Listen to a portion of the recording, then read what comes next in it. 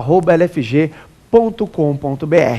Mas, para você que teve a sorte de conseguir enviar a sua pergunta para cá, vamos então à primeira pergunta do dia. Vamos dar uma olhadinha nela? Bora lá! Professor, quando uma demanda trabalhista é arquivada, o que ocorre com a prescrição?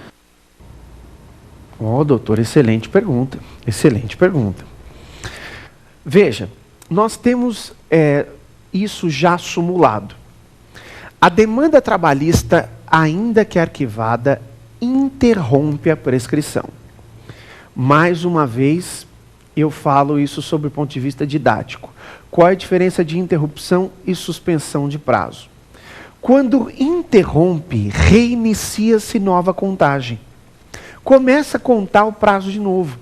Isso é a interrupção da prescrição.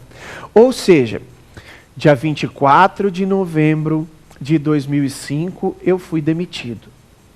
Dia 24 de novembro de 2006, eu propus a ação trabalhista. O processo foi arquivado. Do dia 24 de novembro de 2006, eu tenho mais 2 anos para propor esta ação trabalhista.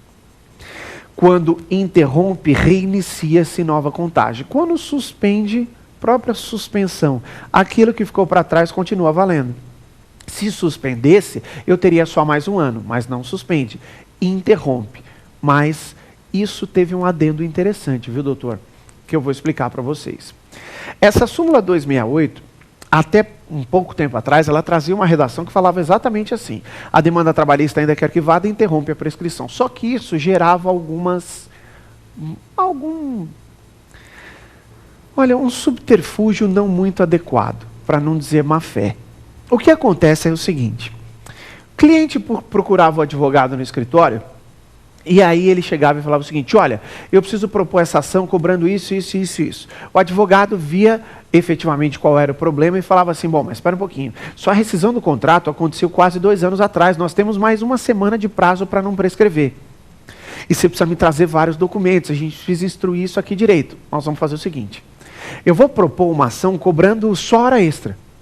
Não, doutor, mas eu tenho direito adicional noturno, eu tenho direito adicional de transferência, eu tenho direito à verba rescisória. Relaxa, eu vou propor essa ação cobrando só hora extra. Nós não vamos a essa ação. A demanda trabalhista será arquivada, nós não vamos à audiência. E aí, nós temos mais 2 anos de novo para postular efetivamente o seu direito. Aí dá para preparar uma petição tranquila, uma petição... Era um subterfúgio que era usado. Até que a súmula teve um adendo. Hoje, essa súmula 268 do TST, ela traz uma redação que fala assim: a demanda trabalhista, ainda que arquivada, interrompe a prescrição, vírgula, ó o adendo, somente em relação aos pedidos idênticos. Somente em relação aos pedidos idênticos. Isso quer dizer o quê? Que no exemplo que eu citei, só interromperia com relação à hora extra. As outras coisas não interrompe. Então, sem dúvida nenhuma, foi um artifício inteligente utilizado pelo Tribunal Superior do Trabalho para evitar fraude, para evitar má-fé, para evitar que se utilizassem desse tipo de coisa para ganhar tempo, para ganhar prazo acerca do tema. Então, foi bastante interessante. Só quero salientar mais uma coisa.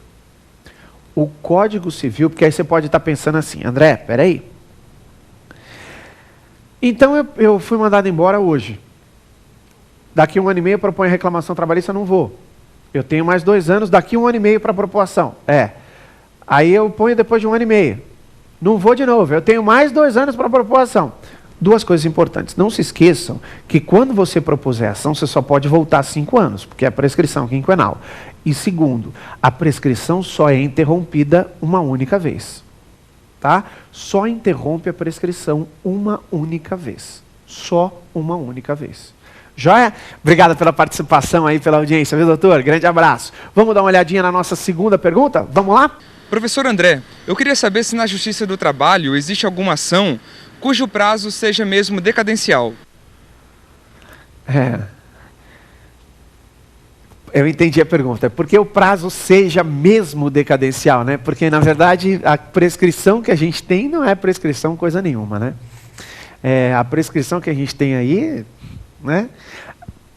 pela lei só que é prescrição, porque na prática a gente viu que não é prescrição não. Mas existe sim uma ação, na verdade existem algumas ações cujo prazo seja decadencial.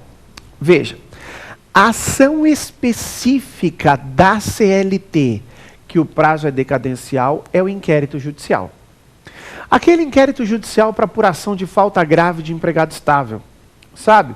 Quando o empregado é estável, você não pode mandá-lo embora por justa causa. Hoje, só se for dirigente sindical. A jurisprudência se fixa pela necessidade do inquérito judicial quando ele é dirigente sindical. O resto não precisa não, mas você tem que promover o inquérito judicial para que esse empregado possa ser mandado embora por justa causa. Para que a Justiça do Trabalho apure a conduta desse empregado e, se apurar que a conduta é incorreta, é ela que, por sentença, demite o empregado por justa causa.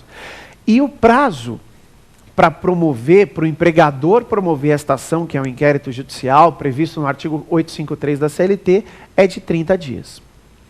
Se você for perceber bem, doutor, o prazo de 30 dias para entrar com o inquérito judicial, descrito no artigo 853 da CLT, ele só fala lá que é 30 dias a contar da suspensão do empregado. Mas ele não fala se o prazo é decadencial ou prescricional. Para isso, precisamos nos utilizar de uma súmula do STF, que é a súmula 403 do STF. A súmula 403 do STF fala sobre este prazo e descreve que o prazo de 30 dias para promover o inquérito judicial é decadencial. Portanto, pela CLT, nós temos uma ação cujo prazo é decadencial, que é o inquérito judicial. André, só ela? Não. Nós temos outras ações que aplicamos subsidiariamente no processo do trabalho, como, por exemplo, a ação rescisória. A ação rescisória, doutores, lá do 485 do Código de Processo Civil, que em razão do que dispõe o artigo 769 da CLT, falando sobre a omissão efetiva da CLT sobre o tema, e desde que não haja incompatibilidade com os princípios que norteiam o processo do trabalho, nós temos aí a ação rescisória nitidamente cabível no processo de trabalho. O próprio artigo 836 da CLT fala da ação rescisória. E o prazo da ação rescisória? Decadencial de 2 anos, contados do trânsito em julgado da decisão rescidenda. Né? Ou seja, para que eu tenha ação rescisória, eu tenho que atacar uma decisão transitada em julgado. E eu tenho 2 anos contados daquela decisão transitada em julgado, e este prazo é decadencial também. Temos mais uma que a CLT também não prevê, mas que é plenamente admitível no processo do trabalho, que é o mandado de segurança. Mandado de segurança, que nós temos uma lei nova, uma lei recente, que é a Lei 10.016 de 2009, que regula o mandado de segurança, e no artigo 23 da nova lei do mandado de segurança traz o prazo decadencial de 120 dias, contados do prazo abusivo para promover o mandado de segurança. Portanto, temos o mandado de segurança, temos a ação rescisória, e pela CLT mesmo, uma ação descrita na CLT, que é o inquérito judicial. Todas elas, sem dúvida nenhuma, nítidas, com prazos decadenciais. Joia? Obrigado também pela participação, valeu. Vamos dar uma olhadinha em mais algumas questões? Vamos lá? Professor, até quando posso alegar a prescrição? Esse é um tema que a gente precisa tomar cuidado. Por que cuidado? Eu explico. Preste atenção aqui.